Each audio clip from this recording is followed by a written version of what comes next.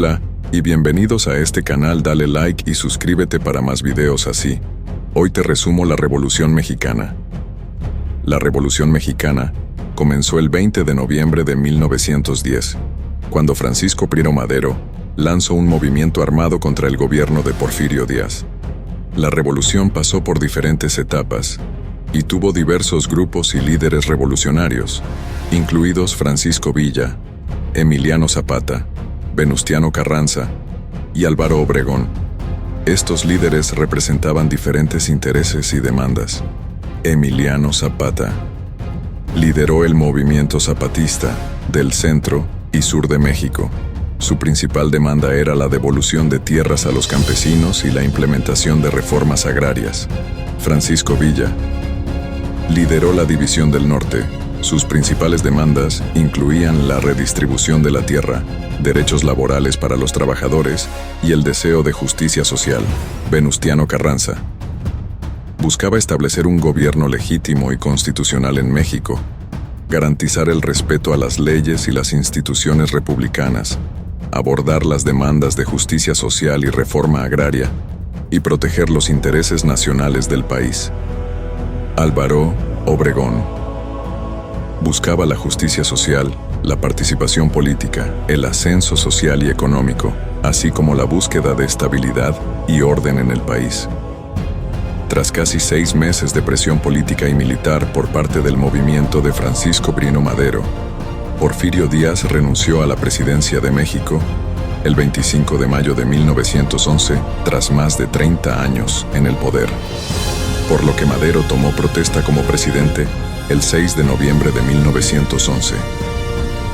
Lamentablemente, Madero no pudo satisfacer las demandas de todos los grupos rebeldes, y su gobierno se enfrentó a la oposición de actores políticos, militares y económicos. El comandante en jefe de las fuerzas militares, Victoriano Huerta, conspiró con otros líderes militares y políticos, fuerzas conservadoras y partidarios del régimen porfirista, para derrocar a Madero y al vicepresidente José María Pino Suárez. Este golpe de Estado ocurrió el 18 de febrero de 1913, por lo que se originó un gobierno autoritario y de violencia política por parte de Huerta. Sin embargo, la oposición a Huerta también se unió bajo la bandera del constitucionalismo, liderado por Venustiano Carranza, con el apoyo de líderes como Álvaro Obregón y Francisco Villa. Lograron derrotar a Huerta en 1914, por lo que Carranza toma el poder. Durante su gobierno emergió como una figura central en la política mexicana. Su movimiento constitucionalista ganó apoyo en varias regiones del país, lo que le permitió consolidar su poder y establecer su autoridad sobre gran parte de México. Además, en su gobierno se promulgó la Constitución Política de los Estados Unidos Mexicanos de 1917, que sigue siendo la ley fundamental de México en la actualidad. Diferencias con Villa y Zapata. Tanto Zapata como Villa abogaban por una reforma agraria radical que garantizara la devolución de tierras a los campesinos. Carranza, aunque inicialmente prometió reformas agrarias, no avanzó lo suficiente en este aspecto para satisfacer las demandas de Zapata y Villa. Centralización del poder. Carranza buscaba establecer un gobierno centralizado y fortalecer la autoridad del gobierno federal. Esto entraba en conflicto con las visiones más descentralizadas de Zapata y Villa, quienes abogaban por una mayor autonomía regional y local. Hubo enfrentamientos militares directos entre las fuerzas de Carranza y las de Zapata y Villa. Estos conflictos incluyeron batallas importantes como la Batalla de Celaya en 1915, donde las fuerzas de Obregón, leales a Carranza, derrotaron a las fuerzas de Villa.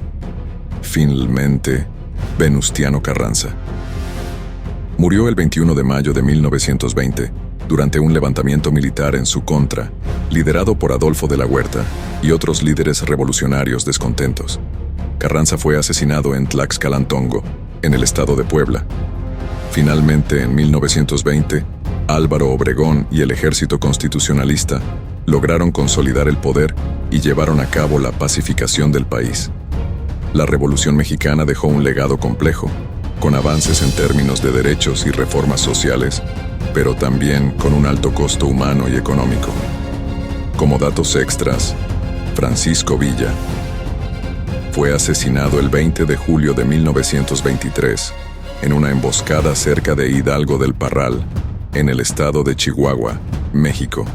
Se cree que el asesinato fue llevado a cabo por un grupo de hombres armados, aunque no se ha determinado con certeza quiénes fueron los responsables. Emiliano Zapata murió el 10 de abril de 1919, asesinado en una emboscada en la hacienda de Chinameca, en el estado de Morelos, México. Algunos historiadores sugieren que el gobierno de Venustiano Carranza estuvo implicado en su asesinato, pero las circunstancias exactas y los responsables aún no están completamente claros.